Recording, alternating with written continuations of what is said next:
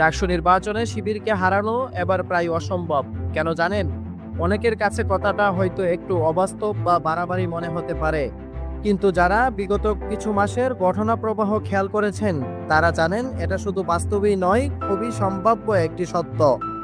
কারণ এবারের ডাকসু নির্বাচনে সাধারণ শিক্ষার্থীদের ভাবনা, চাওয়া ও সিদ্ধান্তের জায়গায় বড় পরিবর্তন এসেছে। তারা এখন এমন কাউকে নেতা হিসাবে দেখতে চান যিনি আসলেই সাধারণ শিক্ষার্থীদের জন্য কাজ করেন, পাশে থাকেন এবং সমস্যার বাস্তব সমাধান করেন। আপনি হয়তো বলবেন, সব ছাত্র সংগঠনই তো শিক্ষার্থীদের জন্য কাজ করে।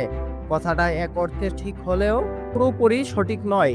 কারণ আমরা দেখেছি 2024 সালের 5ই আগস্টের পর কে আসলে মাঠে ছিল, কে শিক্ষার্থীদের দুঃখ কষ্টে পাশে ছিল। আর সেই প্রশ্নের উত্তর একটাই, শিবির।